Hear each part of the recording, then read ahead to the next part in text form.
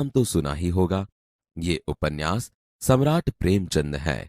आइए इनके बारे में कुछ और जानें। नाम धनपत राय, उपनाम प्रेमचंद, जन्मस्थल लमही, वाराणसी, उत्तर प्रदेश, जन्मतिथि सन 1880, निधन सन 1936। आपने प्रेमचंद का परिचय पाया, अब उनके साहित्यिक जीवन के बारे में भी जानिए। आरंभ में वे नवाब राय नाम से उर्दू साहित्य में लिखते थे। बाद में प्रेमचंद के नाम से हिंदी में लिखने लगे। गोदान उनका सर्वश्रेष्ठ उपन्यास है। इसके अलावा गबन, मंगलसूत्र, रंगभूमि, कर्मभूमि उनके उपन्यास है। उन्होंने कई सारी कहानियां भी लिखी है, जो मानसरोवर भाग 1 से 8 में संकलित है। साहित्य में प्रगतिवाद को जागृत करने के लिए उन्होंने जागरण तथा हंस नामक पत्रिकाओं का संपादन भी किया था। ईदगाह उनकी ऐसी ही एक अमर कहानी है।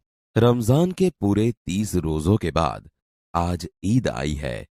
कितना मनोहर, कितना सुहावना प्रभात है। आज का सूर्य देखो, कितना प्यारा, कितना शीतल है, मानो संसार को ईद की बधाई दे रहा है। गांव में कितनी हलचल है। ईदगाह जाने की तैयारियां हो रही है।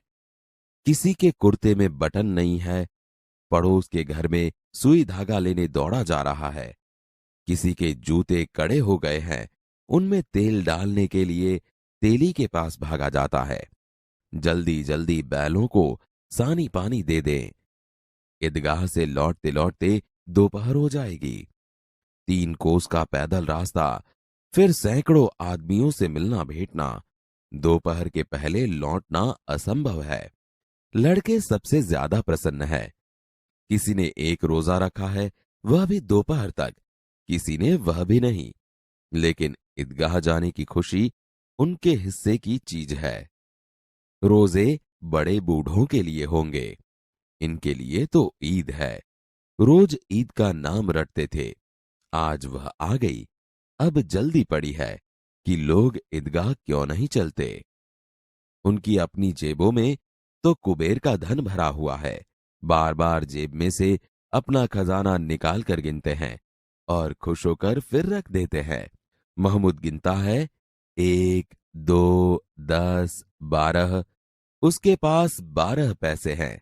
मोहसिन के पास 1, 2, 8, 9, 15 पैसे हैं।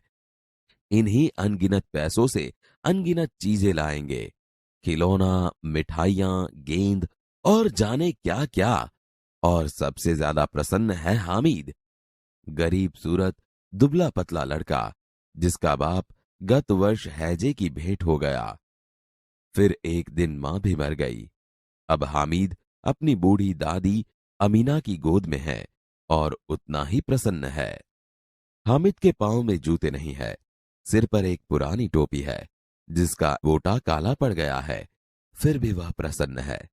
अभागिन अमीना अपनी कोठरी में बैठी रो रही है। आज ईद का दिन और उसके घर में दाना नहीं। इस अंधकार और निराशा में वह डूबी जा रही है। किसने बुलाया था इस निगोड़ी ईद को? अमीना का दिल कचोट रहा है। गांव में बच्चे अपने अपने बाप के साथ जा रहे हैं। हामिद का बाप अमीना के सिवाय और कौन है? उसे कैसे अकेले जाने दे? उस भीड़ भाड़ में बच्चा कहीं खो गया तो क्या होगा?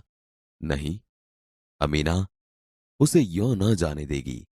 नन्ही सी जान 3 कोस चलेगा कैसे? पैरों में छाले पड़ जाएंगे, जूते भी तो नहीं है।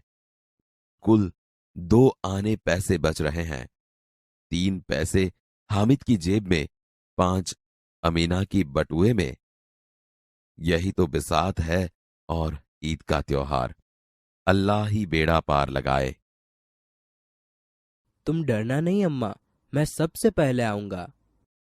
गांव से मेला चला और बच्चों के साथ हामिद भी जा रहा था।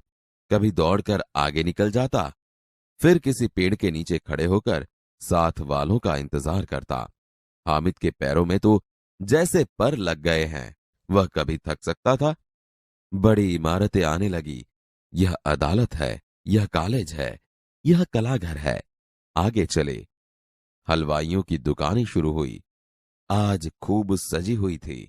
इतनी मिठाइयां कौन खाता है? देखो ना, एक एक दुकान पर मनो होंगी। सहसा ईदगाह नजर आई। इमली के घने वृक्षों की छाया है। नीचे पक्का फर्श है। उस पर जाजिम बिछी हुई है। रोजेदारों की पंक्तियां एक के पीछे एक न जाने कहां तक चली गई हैं। यहां कोई धन और पद नहीं देखता। इन ग्रामीणों ने भी वजू किया और पिछली पंक्ति में खड़े हो गए। कितना सुंदर संचालन है, कितनी सुंदर व्यवस्था।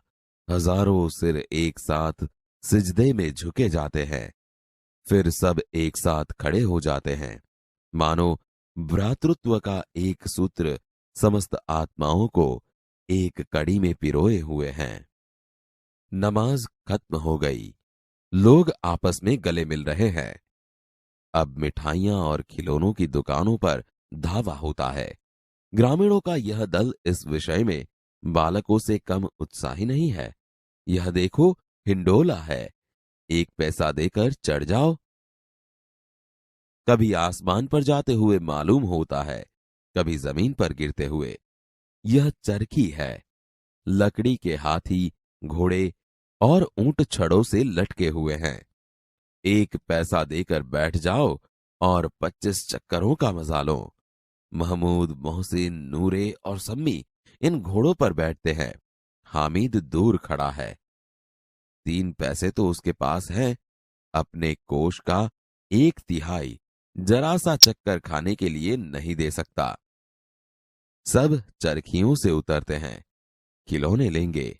इधर दुकानों की कतार लगी हुई है। तरह तरह के खिलौने हैं। सिपाही और गुजरिया, राजा और वकील, बिश्ती और धोबिन। वाह, लगता है अब बोलना ही चाहते हैं। महमूद सिपाही लेता है, खाकी वर्दी और लाल पगड़ी वाला, कंधे पर बंदूक रखे हुए। मालूम होता है अभी कवायद किए चला आ रहा है। मोहसिन को भिश्ती पसंद आया। कमर झुकी हुई, ऊपर मशक रखे हुए हैं। मशक का मुंह एक हाथ से पकड़े हुए है। कितना प्रसन्न है, शायद कोई गीत गा रहा है। बस मशक से पानी उड़ेलना ही चाहता है। नूरे को वकील से प्रेम है। काला चौगा, नीचे सफेद अचकन, अचकन के सामने की जेब में घड़ी, सुनहरी जंजीर, एक हाथ में कानून का पोथा लिए हुए। मालूम होता है अभी किसी अदालत से जिरह या बहस के लिए चले आ रहे हैं। ये सब 2-2 पैसों के खिलौने हैं। हामिद के पास कुल 3 पैसे हैं। इतने महंगे खिलौने कैसे ले? खिलौना कहीं हाथ से छूट पड़े तो चूर चूर हो जाए, जरा पानी पड़े तो सारा रंग धुल जाए। ऐसे खिलौने किस काम के? उन्हें लेकर वह क्या करेगा? खिलौनों के बाद मिठाइयां आती है। किसी ने रेवड़ियां ली है, किसी ने गुलाब जामुन, किसी ने सोहन हलवा। मजे से खा रहे हैं। हामिद बिरादरी से पृथक है। अभागे के पास 3 पैसे हैं, क्यों नहीं कुछ लेकर खाता? ललचाई आंखों से सब मिठाइयों के बाद कुछ दुकानें लोहे की चीजों की हैं, कुछ गिलट और कुछ नकली गहनों की। लड़कों के लिए यहां कोई आकर्षण नहीं है। वे सब आगे बढ़ जाते हैं। हामिद लोहे की दुकान पर रुक जाता है। कई चिमटे रखे हुए हैं। दादी के पास चिमटा नहीं है। तवे से रोटियां उतारती है तो हाथ जल जाते हैं। अगर वह चिमटा ले जाकर दादी को दे तो कितनी प्रसन्न होगी। फिर उनकी उंगलियां कभी न जलेगी। घर में एक काम की चीज हो जाएगी। खिलौने से क्या फायदा? व्यर्थ में पैसे खराब होते हैं। जरा देर ही तो खुशी होती है, फिर तो खिलौनों की और कोई आंख उठाकर नहीं देखता, या फिर घर पहुंचते पहुंचते टूट फूट कर बर्बाद हो जाएंगे। चिमटा कितने काम की चीज है। रोटियां तवे से उतार लो, चूल्हे में सेक लो। कोई आग मांगने आए तो चटपट चूल्हे से आग निकाल कर उसे दे दो। अम्मा बेचारी को कहाँ फुर्सत है कि बाजार जाए, और इतने पैसे ही कहाँ मिलते हैं। रोज हाथ जला लेती है। हामिद के साथी आगे बढ़ गए हैं। सबील पर सब शरबत पी रहे हैं। देखो सब कितने लालची है। इतनी मिठाइयाँ ली, मुझे किसी ने एक भी न दी। उस पर कहते हैं मेरे साथ चलो, मेरा यह काम करो, मेरा वह काम करो। अब अगर किसी ने कोई काम करने को कहा तो पूछूंगा, खाए मिठाइयाँ, आपका मुंह सड़ेगा, फोड़े फुसियाँ निकलेगी, आप ही जबान चटोरी हो जाएगी। तब घर से पैसा चुराएंगे और मार खाएंगे। अम्मा चिमटा देखकर मेरे हाथ से लेगी और कहेंगी, मेरा बच्चा अम्मा के लिए चिमटा लाया है, कितना अच्छा लड़का है। इन लोगों के खिलौने पर कौन इन्हें दुआएं देगा। बड़ों की दुआएं सीधे अल्लाह के दरबार में पहुंचती है और तुरंत सुनी जाती है। मेरे पास पैसे नहीं है तो क्या, मैं गरीब सही, किसी से कुछ मांगने तो नहीं जाता। यह चिमटा कितने का है? 6 पैसे लगेंगे। हामिद का दिल बैठ गया। ठीक ठीक बताओ। ठीक ठीक 5 पैसे लगेंगे। लेना है तो लो, नहीं तो चलते बनो। 3 पैसे लोगे? हामिद आगे बढ़ गया ताकि दुकानदार की घुड़कियां न सुने, लेकिन दुकानदार ने घुड़कियां नहीं दी, बुलाकर चिमटा दे दिया। हामिद ने उसे इस तरह कंधे पर रखा मानो बंदूक है, फिर शान से अकड़ता हुआ संगियों के पास गया। यह चिमटा क्यों लाया बुद्धू? इसका क्या करेगा? जरा अपना बिस्ती तो जमीन पर गिराओ, सारी पसलियां चूर चूर हो जाए बच्चों की। तो यह चिमटा कोई खिलौना है? खिलौना क्यों नहीं है? अभी कंधे पर रखा बंदूक हो गई, हाथ में ले लिया फकीरों का चिमटा हो गया। चाहूं तो इससे मंजीरे का काम ले सकता हूँ। एक चिमटा जमा दूं तो तुम लोगों के सारे खिलौनों की जान निकल जाए। तुम्हारे खिलौने कितना ही जोर लगाए, मेरे चिमटे का बाल भी बांका नहीं कर सकते। बहादुर शेर है मेरा चिमटा। मेरी खंजरी से बदलोगे? 2 आने की है। मेरा चिमटा चाहे तो तुम्हारी खंजरी का पेट फाड़ डाले, बस एक चमड़े की झिल्ली लगा दे, डब डब बोलने लगी, जरा सा पानी लग जाए तो खत्म हो जाए। मेरा बहादुर चिमटा आग में, पानी में, आंधी में, तूफान में बराबर डटा रहेगा। चिमटे ने सभी को मोहित कर लिया, लेकिन अब पैसे किसके पास धरे हैं। फिर मेले से बहुत दूर निकल आए हैं। धूप तेज हो रही है, घर पहुंचने की जल्दी है। बड़ों से जिद करे तो भी चिमटा नहीं मिल सकता। हामिद है बड़ा चालाक, इसलिए उसने अपने पैसे बचा रखे थे। औरों ने 3-3, 4-4 आने पैसे खर्च किए, पर कोई काम की चीज न ले सके। हामिद ने 3 पैसों में रंग जमा लिया। सच ही तो है, खिलौनों का क्या भरोसा, टूट फूट जाएंगे। हामिद का चिमटा बना रहेगा बरसों। जरा अपना चिमटा दो, हम भी देखे। तुम हमारा बिस्ती लेकर देखो। महमूद और नूरे ने भी अपने अपने खिलौने पेश किए। हामिद को इन शर्तों को मानने में कोई आपत्ति न थी। चिमटा बारी बारी से सबके हाथ में गया और उनके खिलौने बारी बारी से हामिद के हाथ में आए। कितने खूबसूरत खिलौने थे। रास्ते में महमूद को भूख लगी। उसके बाप ने केले खाने को दिए। महमूद ने केवल हामिद को अपना साथी बनाया। उसके अन्य मित्र मुंह ताकते रह गए। यह उस चिमटे का प्रभाव था। 11 बजे सारे गांव में हलचल मच गई। मेले वाले लौट आए। मोहसिन की छोटी बहन ने दौड़कर भिश्ती उसके हाथ से छीन लिया और मारे खुशी के उछली तो मियां भिश्ती नीचे आ रहे और सुरलोक सिधारे। मियां नूरे के वकील का अंत इससे भी ज्यादा गौरवमय हुआ। वकील जमीन पर या ताक पर बैठ नहीं सकते, उनकी मर्यादा का विचार तो करना ही होगा। दीवार में 2 खूंटियां गाड़ी गई, उन पर लकड़ी का एक पटरा रखा गया। पटरे पर कागज का एक कालीन बिछाया गया। वकील साहब राजा भोज की भांति सिंहासन पर बिराजे। नूरे ने उन्हें पंखा झलना शुरू किया। अदालतों में खस की टट्टियां और बिजली के पंखे होते हैं, क्या यहां मामूली पंखा भी न हो? बांस का पंखा आया और नूरे हवा करने लगा।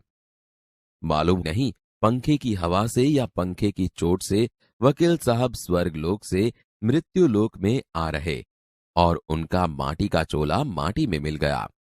फिर बड़े जोर शोर से मातम हुआ और वकील साहब की अस्थियां धूरे पर डाल दी गई।